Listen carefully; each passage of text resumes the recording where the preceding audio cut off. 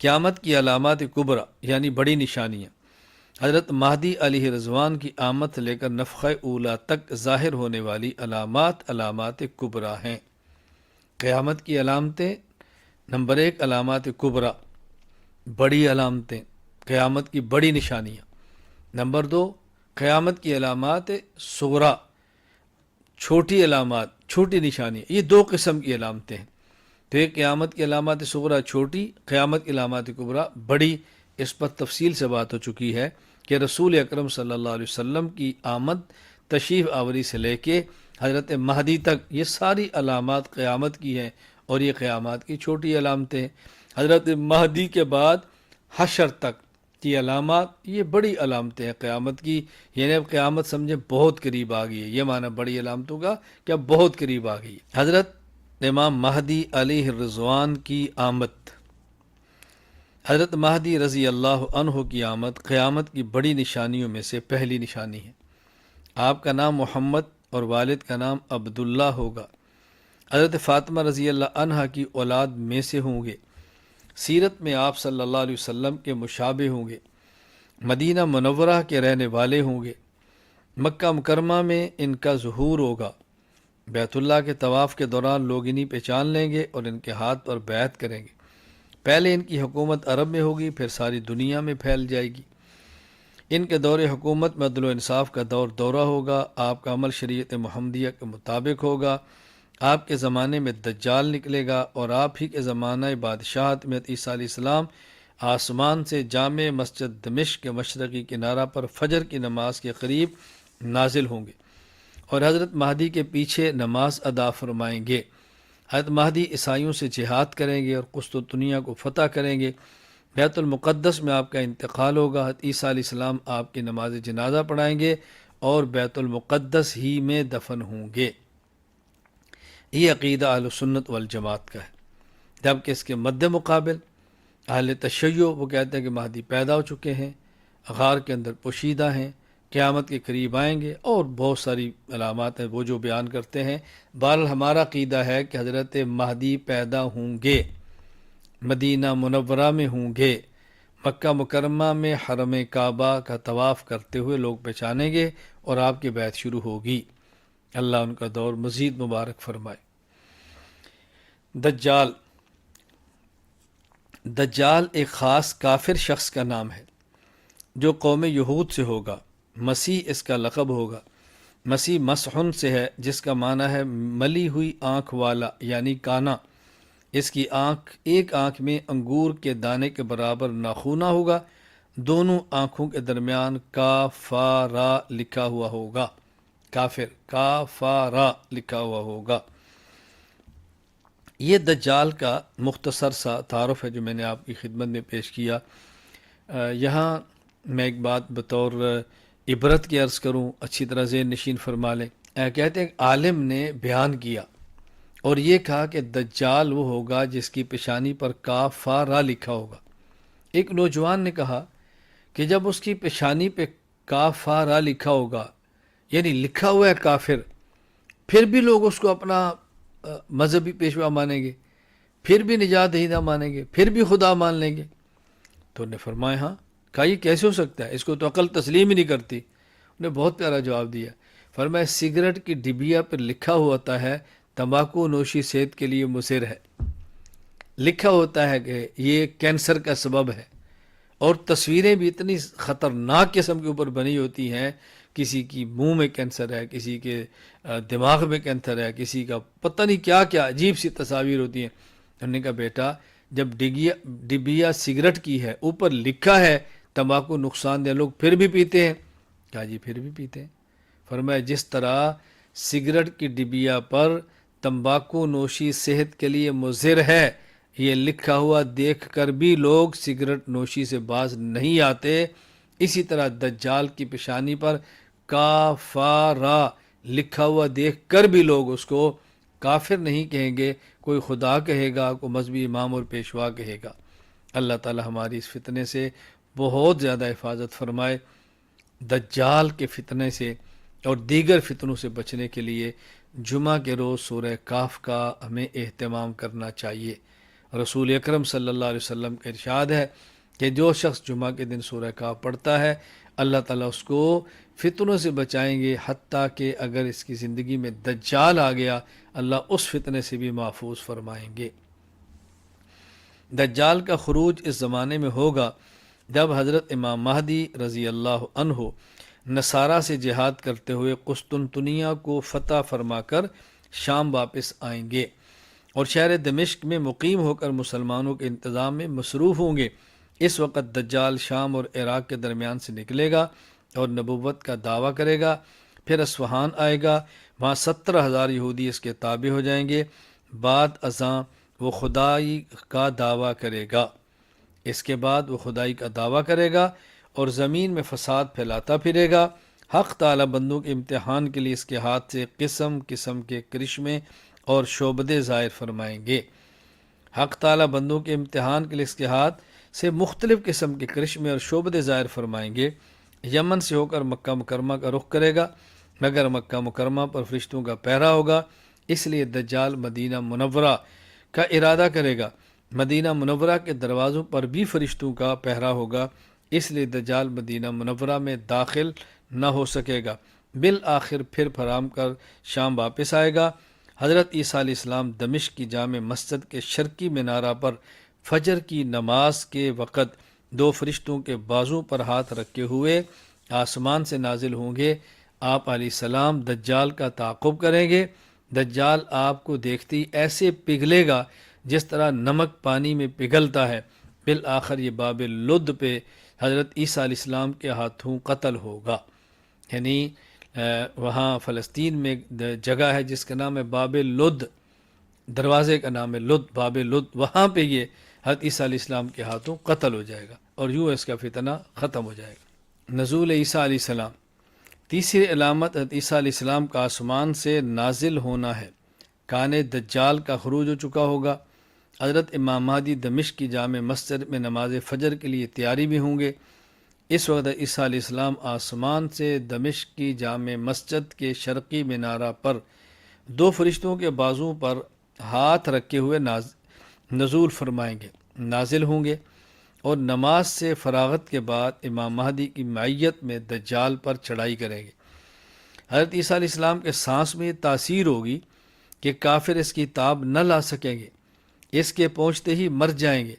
یعنی عیسیٰ علیہ السلام جب سانس لیں گے تو سانس کافر پہ پڑے گا اور کافر اس سے مرے گا، اور دجال حضرت عیسیٰ علیہ السلام کو دیکھتے ہی ایسے پگھلنے لگے گا جیسے نمک پانی میں پگھلتا ہے۔ حضرت عیسیٰ علیہ السلام دجال کا تعاقب کریں گے، باب لد پر جا کر اس کو اپنے نیزے سے قتل کریں گے اور اس کا خون مسلمانوں کو دکھائیں گے۔ اس کے بعد لشکر اسلام دجال کے لشکر کا مقابلہ کرے گا۔ اس لشکر میں جو یہودی ہوں گے مسلمانوں کا لشکر ان کو خوب قتل کرے گا۔ اس طرح زمین دجال اور یہود کے ناپاک وجود سے پاک ہو جائے گی۔ حضرت عیسیٰ علیہ السلام آسمان سے نازل ہوں گے، پیدا ہو چکے ہیں۔ اس لیے اکثر یہ بات میں کہا کرتا ہوں، انا خاتم النبیین لا نبی بعدی کا ترجمہ یہ کریں کہ میں آخری نبی ہوں، میرے بعد کوئی نبی پیدا نہیں ہوگا۔ حضور اکرم صلی اللہ علیہ وسلم کا ارشاد گرامی، انا خاتم النبیین لا نبی بعدی۔ حضرت عیسیٰ علیہ السلام پیدا نہیں ہوں گے، عیسیٰ علیہ السلام نازل ہوں گے۔ فائدہ، چونکہ ابھی حضرت عیسیٰ علیہ السلام کے نزول کا عقیدہ بیان کیا گیا ہے، اس لیے مزید چند ضروری باتیں بھی ذہن نشین کر لی جائیں۔ نمبر 1، حضرت عیسیٰ علیہ السلام کو اللہ تعالیٰ نے حضرت مریم علیہ السلام کے بطن سے بغیر باپ کے پیدا فرمایا۔ نمبر 2، اللہ تعالیٰ نے آپ علیہ السلام کو نبوت اور کتاب انجیل عطا فرمائی۔ نمبر 3، جب حضرت عیسیٰ علیہ السلام نے قوم کو دعوت دی تو یہودی آپ کے دشمن بن گئے اور انہوں نے قتل کرنے کی کوشش کی۔ اللہ تعالیٰ نے آپ کی حفاظت فرمائی اور آپ علیہ السلام کو زندہ آسمان پر اٹھا لیا۔ نمبر 4، قیامت کے قریب واپس دنیا میں تشریف لائیں گے۔ نمبر 5، دمشق کی جامع مسجد کے مینار پر نازل ہوں گے۔ نمبر 6، دجال کو قتل کریں گے۔ نمبر 7، عدل و انصاف کرنے والے حاکم ہوں گے۔ نمبر 8، آسمان سے اترنے کے بعد نکاح فرمائیں گے، آپ کی اولاد بھی ہوگی۔ نمبر 9، آپ علیہ السلام کا انتقال ہوگا، اہل اسلام آپ کا جنازہ ادا کرنے کے بعد روضہ رسول صلی اللہ علیہ وسلم میں دفن کریں گے۔ نمبر 10، آپ علیہ السلام کو 33 یا 34 سال کی عمر میں آسمان پر اٹھا لیا گیا، نزول کے بعد 40 سال کا عرصہ رہیں گے، یوں حضرت عیسیٰ علیہ السلام کی عمر 73 یا 74 سال بنے گی۔ حضرت عیسیٰ علیہ السلام کے خلیفہ، حضرت عیسیٰ علیہ السلام اپنی زندگی میں ایک قحطانی شخص کو خلیفہ مقرر کر جائیں گے جس کا نام جہجا ہوگا، جیم ہا جیم الف ہا، جہجا ہوگا۔ وہ خوب اچھی طرح عدل و انصاف کے ساتھ حکومت کریں گے، مگر جلد ہی شر اور فساد پھیلنا شروع ہو جائے گا۔ یعنی حضرت عیسیٰ علیہ السلام اپنی زندگی میں اپنا جانشین متعین فرمائیں گے۔ جس طرح حضرت عیسیٰ علیہ السلام سے پہلے مہدی ہوں گے اور مہدی کا انتقال ہو جائے گا، اور حضرت عیسیٰ علیہ السلام حکومت فرمائیں گے، عیسیٰ علیہ السلام خلافت کا نظام قائم فرمائیں گے، مدینہ منورہ انتقال ہوگا، روضہ رسول صلی اللہ علیہ وسلم میں دفن ہوں گے، تو اپنی زندگی میں اپنا جانشین خود متعین فرما دیں گے جو قحطانی قبیلے کا ہوگا اور جہجا اس کا نام ہوگا۔ حضرت عیسیٰ علیہ السلام اور حضرت امام مہدی رضی اللہ عنہ دو الگ الگ شخصیات ہیں۔ ظہور مہدی اور نزول عیسیٰ ابن مریم علیہ السلام کے بارے میں جو احادیث آئی ہیں، ان سے یہ امر روز روشن کی طرح واضح ہے کہ حضرت عیسیٰ علیہ السلام اور حضرت امام مہدی دو علیحدہ علیحدہ شخصیات ہیں۔ حضرت عیسیٰ علیہ السلام الگ شخصیت ہے، حضرت مہدی الگ شخصیت ہے۔ ان دونوں میں فرق سمجھنا بہت ضروری ہے، اس لیے کہ مرزا غلام احمد قادیانی دجال، کذاب، لعین نے یہ کبھی دعویٰ کیا کہ میں عیسیٰ ہوں، کبھی دعویٰ کیا میں مہدی ہوں، تو یہ سمجھنا ضروری ہے کہ مہدی الگ ہیں اور حضرت عیسیٰ علیہ السلام الگ ہیں۔ مجھے یہاں ایک واقعہ یاد آیا کہ ہمارے یہاں پنجاب میں ایک بوڑھا دیہاتی آدمی تھا، اور اس کے پاس کچھ قادیانی دعوت کے لیے گئے، اپنے دین کی دعوت دینے کے لیے، اور ان قادیانیوں نے جا کر اس کو کہا کہ بابا جی مبارک ہو، بابا جی مبارک ہو، حضرت مہدی آگے ہیں۔ تو بابا نے پلٹ کے بڑی عجیب بات کی، اس نے کہا اللہ کا شکر ہے کہ حضرت مہدی آگے ہیں، ہم نے تو سنا تھا کہ وہ مرزا غلام احمد قادیانی بدماش وہ کہہ رہا ہے کہ میں مہدی ہوں، اللہ کا شکر ہے کہ مہدی آ گئے، اس خبیث سے تو جان چھوٹی۔ وہ قادیانی وہاں سے دوڑے کہ ان بندوں کو سمجھانا، کیا سمجھے تو پہلے سمجھتے کہ مرزا جھوٹا آدمی ہے۔ تو یہ عقیدہ رکھنا ضروری ہے کہ حضرت مہدی الگ ہیں، حضرت عیسیٰ علیہ السلام الگ ہیں۔ حضرت عیسیٰ علیہ السلام حضرت امام مہدی رضی اللہ عنہ میں فرق۔ نمبر 1، حضرت عیسیٰ بن مریم علیہ السلام نبی اور رسول ہیں۔ حضرت امام مہدی امت محمدیہ کے خلیفہ ہوں گے، نبی نہ ہوں گے۔ حضرت امام مہدی امت محمدیہ علی صاحب الصلاۃ والتسلیم کے خلیفہ ہوں گے، نبی نہ ہوں گے۔ نمبر 2، حضرت مسیح بن مریم علیہ السلام حضرت مریم علیہ السلام کے پیٹ سے بغیر باپ کے نبی کریم صلی اللہ علیہ وسلم سے تقریباً 600 سال پہلے بنی اسرائیل میں پیدا ہوئے، اور امام مہدی قیامت کے قریب مدینہ منورہ میں پیدا ہوں گے۔ ان کا نام محمد بن عبداللہ ہوگا۔ نمبر 3، حضرت عیسیٰ بن مریم علیہ السلام بنی اسرائیل میں سے ہیں، اور حضرت امام مہدی رضی اللہ عنہ حضرت فاطمۃ الزہرا رضی اللہ عنہا کی اولاد سے ہوں گے۔ یاجوج ماجوج کا نکلنا۔ حضرت عیسیٰ علیہ السلام کے نزول اور دجال کی ہلاکت کے کچھ عرصہ بعد امام مہدی رضی اللہ عنہ انتقال فرما جائیں گے۔ حضرت عیسیٰ علیہ السلام ان کی نماز جنازہ پڑھائیں گے، بیت المقدس میں ان کا انتقال ہوگا اور وہیں مدفون ہوں گے۔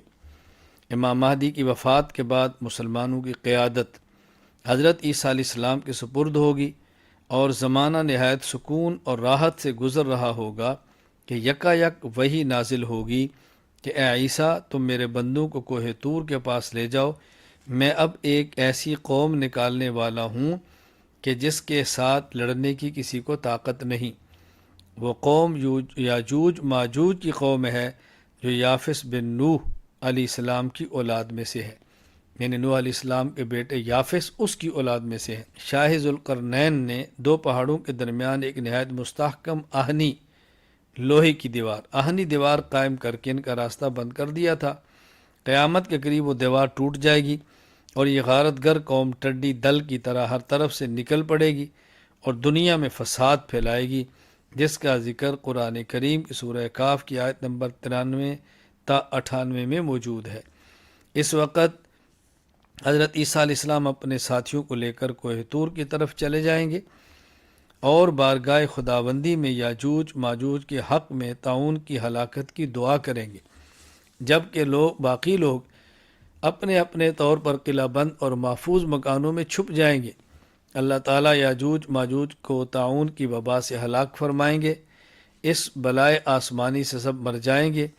اس کے بعد اللہ تعالیٰ لمبی گردن والے پرندے بھیجیں گے جو بعض کو تو کھا جائیں گے اور بعض کو اٹھا کر سمندر میں ڈال دیں گے۔ پھر بارش ہوگی جس کے سبب ان مرداروں کی بدبو سے نجات ملے گی اور زندگی نہایت راحت اور آرام سے گزرنے لگے گی۔ سورج کا مغرب سے نکلنا۔ قیامت کے قائم ہونے سے پہلے سورج مغرب سے نکلے گا اور یہ وہ وقت ہوگا جب توبہ کا دروازہ بند ہو جائے گا۔ اس وقت ایمان لانا مفید ثابت نہ ہوگا، یعنی جب سورج مغرب سے نکلے اب کوئی توبہ کرنا چاہے بھی نہیں کر سکے گا، ایمان لانا چاہے گا ایمان اس کا قبول نہیں ہوگا۔ اب دروازے بند ہو گئے، توبہ کا وقت گزر گیا، ایمان لانے کا وقت گزر گیا۔ اللہ تعالی ہم سب کی حفاظت فرمائے، اللہ تعالی خاتمہ بالایمان فرمائے، اللہ تعالیٰ میں سچی توبہ کرنے کی توفیق عطا فرمائے۔ دابۃ الارض کا نکلنا۔ جس روز آفتاب مغرب سے طلوع ہوگا اس کے چند روز بعد مکہ مکرمہ کے صفا پہاڑ سے یہ عجیب الخلقت جانور نکلے گا۔ جس طرح اللہ تعالیٰ نے اپنی قدرت سے حضرت صالح علیہ السلام کی اونٹنی کو پتھر سے نکالا تھا، اسی طرح اپنی قدرت سے قیامت کے قریب زمین سے جانور نکالیں گے جو لوگوں سے کلام کرے گا اور قیامت کی خبر دے گا۔ مومنین کے چہروں پر ایک نورانی نشان لگائے گا جس سے ان کے چہرے روشن ہو جائیں گے، اور کافروں کی آنکھوں کے درمیان ایک مہر لگائے گا جس سے ان کے چہرے سیاہ ہو جائیں گے۔ اب یہ دابۃ الارض جانور ہے، جتنا بیان ہے اتنا ہی ایمان رکھیں، جو بیان کر دیا گیا اس کو مان لیں، جن تفصیلات کو بیان نہیں کیا گیا ان تفصیلات میں نہ پڑیں، بس اتنا اعتقاد رکھنا ضروری ہے۔ ٹھنڈی ہوا کا چلنا۔ دابۃ الارض کے نکلنے کے کچھ عرصہ بعد ایک ٹھنڈی ہوا چلے گی جس سے تمام اہل ایمان اور اہل خیر مر جائیں گے، یہاں تک کہ اگر کوئی مومن کسی غار یا پہاڑ میں چھپا ہوا ہوگا تو وہاں بھی یہ ہوا پہنچے گی اور وہ شخص اس ہوا سے مر جائے گا۔ نیک لوگ سب فوت ہو جائیں گے تو نیکی اور بدی میں فرق کرنے والا بھی کوئی باقی نہیں رہے گا۔ یہ وقت ہوگا کہ جب پوری زمین پر کوئی مومن باقی نہیں بچے گا، اب صرف اور صرف کفار ہی ہوں گے، کیونکہ قیامت جب آنی ہے تو دنیا میں ایک شخص بھی اللہ اللہ کہنے والا نہیں ہوگا، اب صرف اور صرف کفر ہی زمین پر ہوگا۔ اللہ تعالیٰ اس دن سے پہلے ایمان کی حالت میں ہمیں دنیا سے لے جائے اور وہ دن دیکھنا نصیب نہ ہو۔ حبشیوں کا غلبہ اور خانہ کعبہ کو گرانا۔ اس کے بعد حبشہ کے کافروں کا غلبہ ہوگا، زمین پر ان کی سلطنت ہوگی، ظلم اور فساد عام ہوگا، بے شرمی اور بے حیائی کھلم کھلا ہوگی، چوپایوں اور جانوروں کی طرح لوگ سڑکوں پر زنا کریں گے، حبشی لوگ خانہ کعبہ کو شہید کر دیں گے۔ انا للہ و انا الیہ راجعون۔ یہ زمانہ بہت خطرناک ہوگا، شر اور فساد کا دور ہوگا، بے حیائی کا عروج ہوگا۔ اس سے قبل کسی نے اس قدر بے حیائی کا تصور بھی شاید نہ کیا ہو جتنی یہ بے حیائی ہوگی کہ جس طرح جانور روڈ پر اور گزرگاہوں پر کھڑے ہو کر اس فعل کا ارتکاب کرتے ہیں، بدترین وہ لوگ ہوں گے جو اس دور میں چپایوں کی طرح کھلے عام بد کرداریاں کریں گے۔ اللہ تعالیٰ محفوظ فرمائے ہمیں۔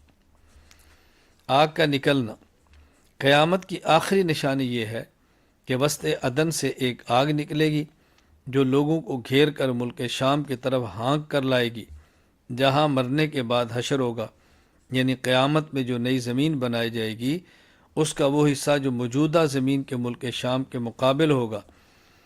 یہ آگ لوگوں سے دن رات میں کسی وقت جدا نہ ہوگی، اور جب صبح ہوگی اور آفتاب بلند ہو جائے گا تو یہ آگ لوگوں کو ہانک کر لے جائے گی۔